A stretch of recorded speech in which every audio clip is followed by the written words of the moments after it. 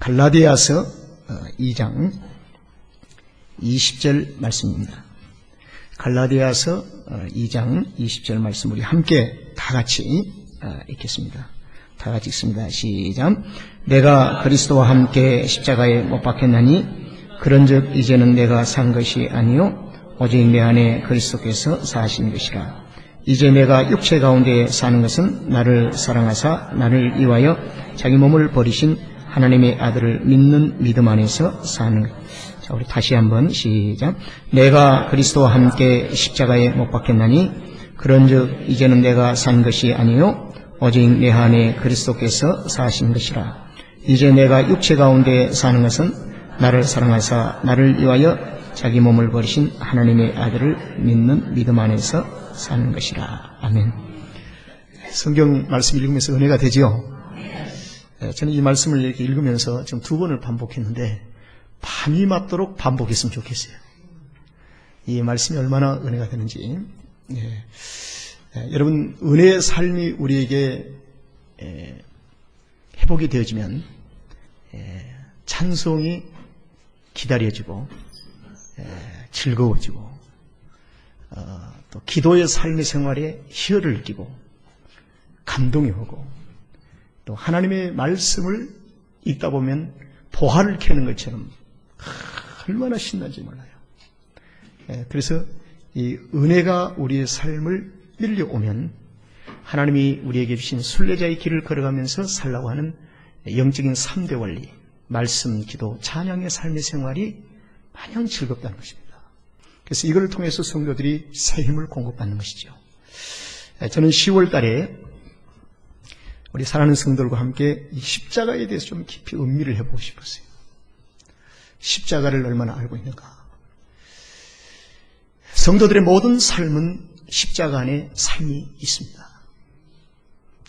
그런데 십자가 안에서 지금 현재 우리 삶과 미래의 삶을 얼마나 분주하게 찾고 헤쳐나가고 있는지. 십자가는 주님 오신 그날까지 이 땅에 세상에 세워진 교회가 든든히 세워갈 수 있도록 능력 있는 교회가 될 수 있도록 십자가는 우리에게 삶을 제공합니다. 그래서 이 십자가를 깊이 음미해 보는 것입니다. 예수님을 처음 만났을 때 십자가를 만났죠. 그러나 어쩌면 생애를 마칠 때 마지막 십자가를 붙잡고 가는 거예요.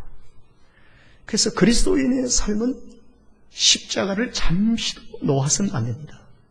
또 십자가를 무관심의 영역 속에 버려둬도 안 돼요. 십자가는 늘 우리의 신앙생활의 관심 속에 안아주어야 그 속에서 공급하고 제공하는 하나님의 은혜와 능력이 우리의 삶을 이끌어갈 수 있다는 것입니다. 그래서 10월달은 십자가를 깊이 음미해 보는데 십자가와 시띠나무, 도대체 이 십자가와 시띠나무는 어떤 관계성을 가지고 있는가? 교회인 우리는 시띠나무와 십자가를 잘 알고 있어야 돼요. 알아야 십자가의 본질을 알 수 있고, 십자가를 아는 자는 시띠나무를 알 수 있고, 시띠나무를 아는 자는 십자가의 본질을 알 수가 있는 것입니다. 여러분, 이 십자가는 골고다의 언덕 위에 세워진 십자가를 말합니다. 요한복음 19장 17절의 말씀에 보면은 예수님께서 자기의 십자가를 지시고 해골이라는 곳에 나오시니 그랬습니다. 예수님이 자기 십자가를 지시고 해골, 이 해골을 골고다의 언덕이라고 합니다. 골고다라고 합니다. 골고다로 오르시니, 골고다는 해골입니다. 해골은 죽음을 가리킵니다. 죽음의 현장으로 주님이 오셨다는 것입니다. 여러분과 저는 사망의 그늘 아래 있을 때 허물과 죄로 죽었던 이 사망 아래 있는 우리를 주님이 찾아오셨다는 것입니다. 그래서 예수님이 자기 십자가를 지시고 자기가 짊어져야 할 십자가를 지시고 죽음이 있는 곳으로 오시니 이 말입니다. 자, 시띠나무는 무엇일까요? 이 시띠나무는 다른 말로 아카시아 나무라고 얘기를 합니다. 영어 성경에는 아카시아 나무로 나와 있는데 이 아카시아 나무는 광야에서 서식하는 나무예요. 그리고 이 아카시아 나무는 제목으로 쓸 수 없는 것, 그리고 큰 가시가 있는 것입니다. 바람이 불고 모래바람이 불고 폭풍이 오는 이런 광야에서 생존하기 위해서 몸부림치는 서식하는 나무가 아카시아 나무입니다. 그런데 이 아카시아 나무는 제멋대로 커서요, 하나도 쓸모있는 나무가 아니에요. 땔감에도 부적절한 나무입니다. 그리고 이 아카시아 나무에게는 손가락만한 가시도 있어요. 그래서 폭풍이 불고 바람이 불면 자기들끼리 군집을 이루고 있다가 찔리고 찔리게 해서 아카시아 나무는 서로 찔림을 받고 서로 찔리는 상태에서 괭이가 촘촘히 박혀 있어요. 이 아카시아 나무를 우리 개혁성경에는 시딤 나무라고 얘기를 합니다. 그런데 이 아카시아 나무는 광야 속에서도 어디에 다발적으로 있느냐 하면은 이스라엘 백성들이 애굽에서 출애굽을 하여 홍해를 건너서 40년 동안 광야를 지나 유리방황하면서 마지막 하나님의 약속의 땅인 요단강을 눈앞에 두고 하나님의 약속의 땅을 바로 보기 직전에 마지막 광야의 끝이 시딤이라는 곳이 있습니다. 바로 그곳이 아카시아 나무의 집산지예요. 그곳은 아카시아 나무가 너무너무 집산을 이루고 있기 때문에 그곳을 시딤이라 이렇게 불렀어요. 그런데 이 시딤은 바람이 불고 서로 찌르고 마디마다 괭이가 있고 땔감나무로도 부적절하고 하는 이 시딤. 이 시딤 나무가 과연 십자가하고 어떤 관계가 있는가? 오늘날 그리스도인 우리하고는 어떤 관계가 있는가? 여러분, 본질적으로 십자가와 시딤나무는 죄인된 우리를 가리키고 있습니다. 십자가도 우리를 가리키고 있고 시딤나무도 우리를 가리키고 있어요. 십자가는 예수님이 십자가에 못 박히시기 이전에 그 십자가는 죄인들의 형틀이었습니다. 죄와 허물과 사망으로 사형받는 장소가 십자가였습니다. 저와 여러분, 예수님을 만나기 이전에 이미 십자가의 형틀 아래, 사망 아래 있었다는 사실입니다. 이 시딤나무도 본질적으로 십자가이다는 것입니다. 그래서 골고다의 언덕 위에 세워진 십자가는 주님을 만나기 이전에 우리의 삶을 가리키고, 시딤에 있는 시딤나무는 주님을 만나기 이전에 우리의 삶을 가리킨 것입니다. 그런데 시딤에서 있었던 일을 순서적으로 성경에서 찾아보니까 참 신비해요. 시딤이 어떤 곳인가를 가리키고 있고, 시딤에서 어떻게 살해할 것이고, 시딤은 장차 어떻게 대할 것인가를 가리키는 중요한 배열을 성경에서 찾았습니다. 이걸 보니까 민수기 22장의 말씀에 보니까 이 시딤에서 어떤 일이 벌어지고 있냐면 발람이 이스라엘을 저주하도록 유혹을 받는 것이 시딤이었습니다. 하나님의 백성들을 저주하도록 유혹을 받는 것이 템테이션, 유혹을 받는 것이 시딤이었다는 것입니다. 그럼 민수기 25장의 말씀해 보니까 이스라엘 백성이 모압 여인과 음행하던 곳이 시딤이었습니다.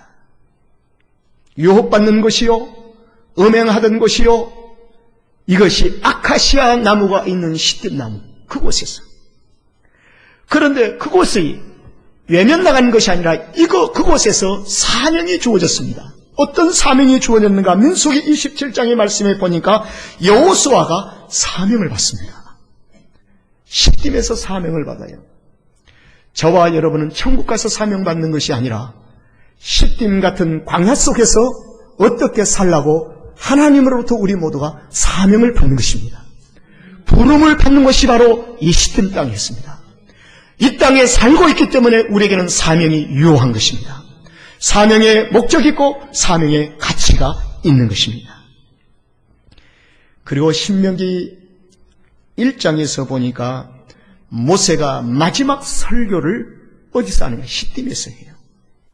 아하, 설교는 시딤을 향해서 하는 것이구나. 허물과 죄악으로 서로 찔리고 상처받고 시기와 질투와 분쟁으로 얼룩진 육체의 우리의 모든 죄악을 다 벗기기 위해서 설교가 필요하구나. 설교하는 자나 설교를 듣는 자는 이 하나님의 말씀 앞에 우리 모두 모세가 설교하여 시딤의 모든 것을 벗어버린 것처럼 우리도 벗기 위한 것이 바로 시딤이기 때문에 설교가 필요하구나. 여호수아서 2장을 보면은 눈앞에 보이는 여리고를 무너뜨리기 위해서 마지막 시딤에다가 백성들이 진을 치고 정탐꾼을 보냅니다. 여러분, 시딤에 살고 있는 우리는 주님 오신 그날까지 내일 모레 우리의 삶의 앞에 펼쳐질 시딤을 어떻게 여리고를 이겨갈 것인가? 우리 앞에 다가오고 있는 고난과 시련과 역경을 그리스도인들은 어떻게 극복하며 이겨갈 것인가? 여기에 시딤이 우리에게 주는 좋은 교훈입니다. 그런데 훗날에 이 시딤이 어떤 것이 되었는 줄 아세요? 민수기 31장에 보니까 하나님의 나라가 시딤 땅에 완전히 회복이 되어 루벤 지파와 갓 지파에게 그 시딤 땅을 하나님께서 주셨습니다. 여러분, 이 땅이 우리 눈엔 시딤처럼 보여도 언젠가는 하나님의 거룩한 나라가 온전히 이루어진 날이 올 것입니다. 회복의 때가 올 것입니다. 지금 성도의 가정에 시딤처럼 힘들고 어려움이 있어도 끝까지 믿음을 지키고 사명을 감당하는 어느 날 하나님의 거룩한 나라가 내 가정 속에서 회복이 되어질 거예요. 이것이 바로 시딤이 우리에게 던지는 중요한 교훈입니다. 여러분, 시딤나무와 십자가는 죽음을 상징합니다. 이 두 개는 우리의 본질을 가리켜요. 그런데 시딤나무와 십자가를 찾아오신 주님, 그래서 그곳에서 같이 찔림을 당하시고 같이 부대낌을 당하시며 마침내는 시딤을 이기시고 십자가를 이기시고 그리고 영원한 승리와 영원한 복을 우리에게 주셨습니다. 이 놀라운 은혜. 그래서 십자가의 죽음 가운데 있는 우리에게 예수님이 오셔서 함께 못 박히심으로 내가 그리스도와 함께 십자가에 못 박혔나니 그런즉 이제는 내가 산 것이 아니라 내 안에 그리스도께서 사신 것이니라. 자, 이것이 시딤나무와 십자가의 삶을 향해서 주는 좋은 하나의 해석입니다. 내 안에 그리스도께서 사신 것이니라. 여러분, 내가 누구입니까? 십자가였고 시딤나무였던 나. 이 시딤나무는 이사야서 41장 19절의 말씀에 보니까 광야에 심겨진 나무래요. 광야에 심었대요. 그럼 광야에 심겨진 나무로 버려둔 것인가? 아닙니다. 신명기 10장 3절의 말씀에 보니까 그 시딤나무를 베어라. 그리고 베어다가 깎고 잘 손질해서 궤를 만들어라. 그 궤를 만들면 하나님의 말씀을 그 안에 넣어라. 그 말은 하나님이 그 안에 내가 임재하리라.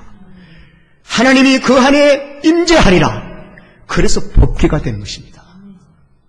하나님이 임재하지 않는 것은 궤예요. 그래서 성경은 시딤나무를 베어다 궤를 만들라고 했습니다. 법궤를 만들라는 것이 아니라 궤를 만들라는 것입니다. 그리고 궤 안에 하나님의 말씀이 들어가므로 말씀이 두 돌비가 십계명이 그 안에 말씀이 들어가므로 그때서야 비로소 법궤가 되는 것입니다. 그리고 이 법궤가 단순한 말씀이 아니라 율법이 아니라 살아 움직이는 인격과 능력이기 때문에 이것을 언약궤라고 하는 것입니다. 언약궤라는 거예요. 법에 들어있을 뿐만 아니라 하나님의 커버넌트, 약속과 계약과 언약이 들어있다는 것입니다. 행동하리라 그 말입니다. 하나님께서 친히 행동하리라. 그런데 신명기 10장의 말씀을 보면은 모세가 시내산에 올라가서 그런데 기도하는 중에 하나님께서 모세에게 두 돌비를 주셨습니다. 십계명이 적혀 있어요. 그래서 두 돌비를 쫙 가지고 시내산 아래에 있는 백성들을 향해서 내려옵니다. 이스라엘 백성들은 애굽을 떠날 때 하나님의 언약이 체결이 되었어요. 하나님을 따라라.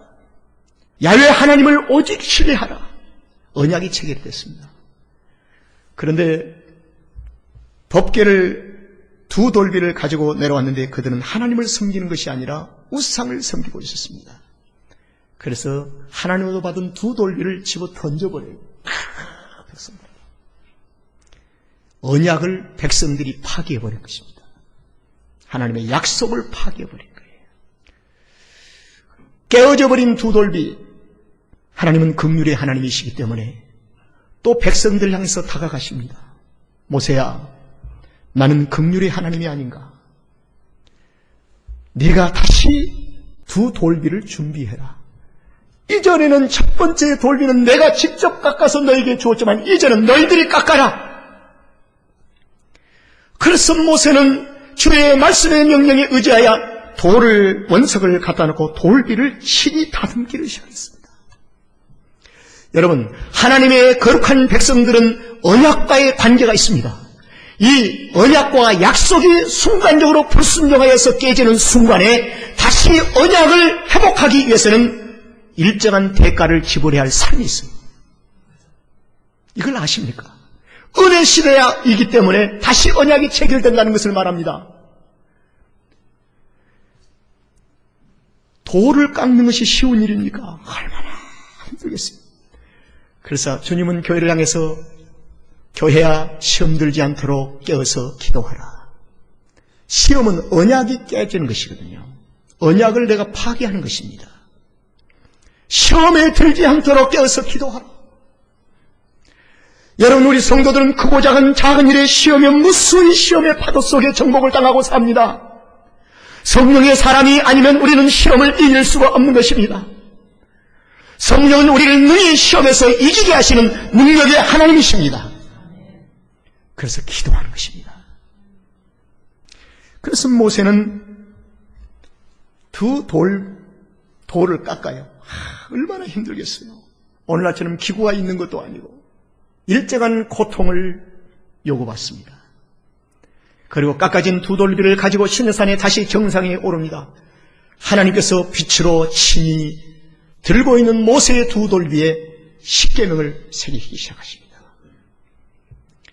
그리고 이 돌비를 하나님의 가시나무, 아카시아의 가시나무로 같은 궤를 그 안에 집어넣는 것입니다. 그리고 비로소 하나님이 그 가운데 계시면서 하나님의 임재하심과 법궤가 되고 언약궤가 되어진 것입니다.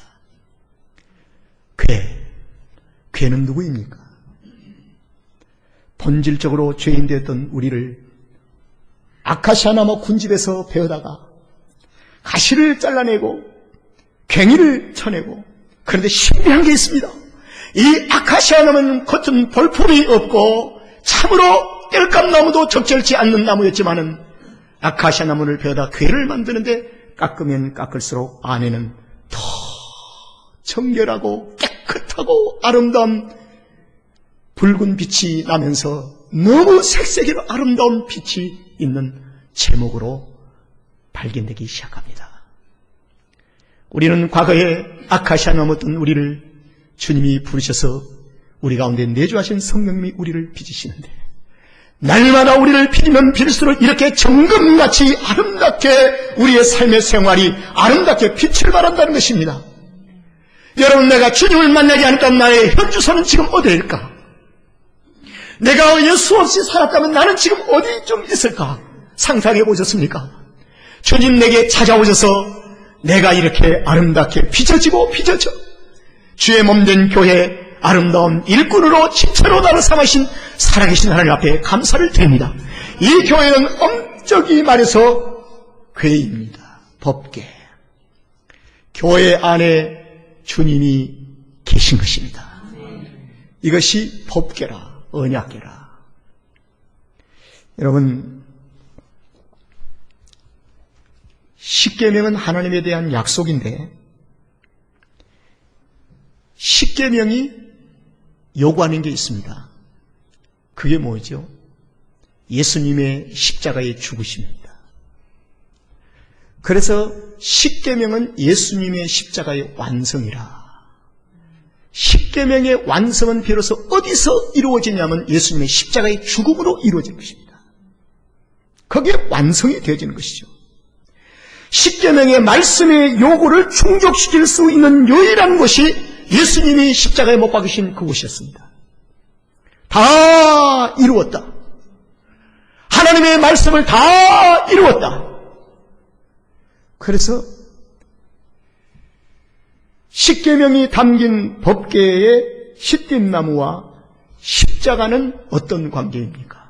바로 중요한 이런 관계를 우리에게 지금 의미하고 있는 거예요. 자, 한번 들어보시기 바랍니다. 시띠나무인 우리는 주님을 모셔드릴 수 있는 궤를 만드는 것인데, 우리 안에 성도의 마음의 삶 속에 주님을 모시는 것인데, 내가 그리스도와 함께 십자가에 못 박혔나니 그런즉 이제는 내가 산 것이 아니라 오직 내 안에 그리스도께서 사신 것이니라. 궤. 바울은 이 궤를 질그릇으로 비유했습니다. 질그릇 안에 보배로우신 그리스도가 계심으로 질그릇이 빛이 난다는 것입니다. 존귀하다는 것입니다. 이 궤 안에 십계명이 없으면, 하나님이 임재하지 아니하면 단순한 상자입니다. 볼품이 없는 상자입니다. 바로 저와 여러분 안에 그리스도가 계시기 때문에 존귀한 것입니다. 예수 그리스도가 계시기 때문에 귀한 거예요. 그래서 성도는 주님이 우리 안에 계시기 때문에 이제부터 우리는 십자가의 삶을 사는 것이 우리가 가야 할 길입니다. 우리 안에 계신 주님이 말씀하십니다. 자기 십자가를 지고 나를 따르라. 그래서 그리스도인들은 십자가의 삶을 사는 거예요. 이 십자가가 어떤 것입니까? 골로새서 1장 20절의 말씀에 보니까 그의 십자가의 피로 화평을 이뤘다는 것입니다. 여러분, 가정의 화평, 교회의 화평, 십자가가 분명해야 돼요. 십자가가 없이는, 십자가를 의미하지 않고는, 십자가 속의 삶을 찾지 않고는 교회가 화평할 수가 없습니다. 가정이 화평할 수가 없습니다. 성도의 가정과 교회는 진정한 십자가가 발견되어져야 하는 것입니다. 십자가가 있어요. 십자가. 더 놀라운 것은 에베소서 2장의 16절의 말씀에 보니까 원수를 십자가가 소멸시켜버렸대요. 하나님과 우리 사이에 원수가 딱 끼어 있었어요. 그런데 이 원수를 소멸할 길이 없어요. 이걸 치워야 되는데, 그래 하나님과 우리가 연합이 이루어지잖아요. 성경은 밝히고 있습니다. 십자가가 원수를 소멸시켰다. 우리의 가정에 십자가가 있으면 화목하지 말아야 할 이유가 없어요. 우리의 교회에 십자가가 바로만 세워진다면 교회가 왜 화목을 못합니까? 화목을 깨뜨리고 화목을 못하는 삶에서는 십자가의 삶이 없는 것입니다. 여러분, 십자가는 어떻습니까? 고린도전서 1장 18절의 말씀에 보니까 십자가는 하나님의 능력이랍니다. 성도는 하나님의 능력으로 살아야 합니다. 하나님의 능력이 없이는 살아갈 길이 없어요. 십자가는 하나님의 능력이래요. 그래서 성도는 십자가의 삶이 무엇보다도 우선이 되어야 합니다. 할렐루야. 좀 도전이 되겠지만 들어보세요. 마태복음 10장 37절에 아비나 어미나 아들이나 딸을 나보다 더 사랑하는 자는 내게 합당치 아니하니라. 합당치 않는다는 것은 죄라고 합니다. 죄인이라 그 말입니다. 아비나 어미나 아들이나 딸이나 나보다 더 사랑하는 자는 내게 합당치 아니하니라. 성경이 큰 도전을 던지고 있습니다. 여러분, 하나님은 아브라함에게 이삭보다 나를 더 사랑할 수 있느냐? 그러고 말고요. 그러면 네 이삭 내게 한번 바쳐봐라. 그는 고민 속에서 이삭을 모리아산에 번제물로 올립니다. 됐다 아브라함아, 내가 너를 시험한 것이 이제 끝났다. 너는 하늘의 별과 땅의 머리알처럼 내가 너를 창대케 하리라. 이 믿음의 조상이 되리라. 그때부터 축복의 문이 확 열렸습니다. 축복의 문. 십자가의 우선이라는 게 이렇게 중요합니다. 내가 지고 가야 할 십자가가 있습니다. 예수님이 지시는 십자가를 우리는 못 져요. 예수님이 지신 십자가는 인류를 구원하시고 죄를 사해 주시는 십자가고, 지고 가신 그 예수님의 십자가를 우리는 못 집니다. 그래서 골고다의 언덕에 보면은 세 개의 십자가가 있어요.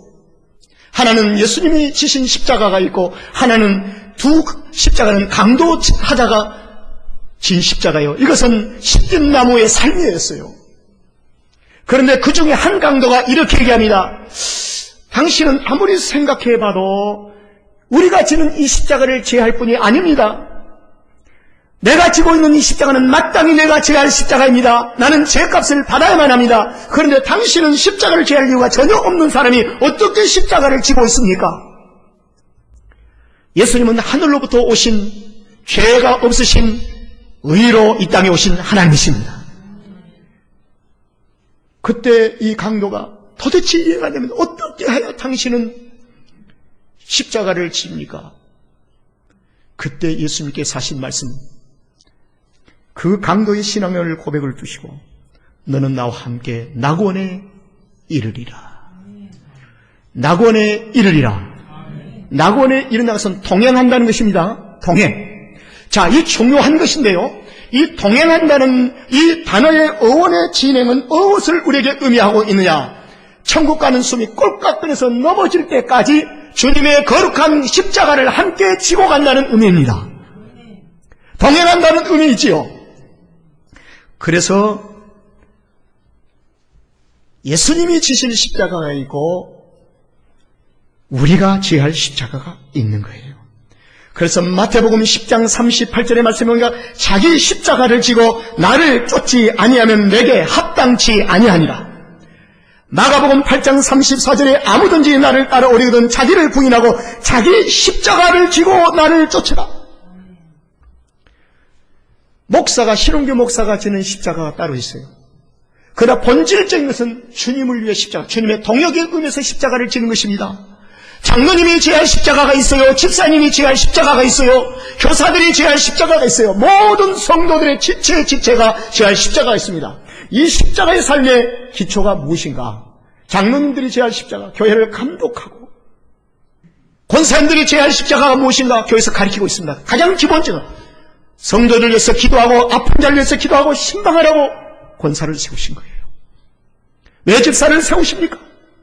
교회를 받들어 봉사하라고요. 이 삶의 생활이 넘쳐나 세상을 주의 이름으로 섬기도록 십자가가 있어요. 여러분, 시띠나무였던 우리, 어느 날 세상으로부터 주님은 배였습니다.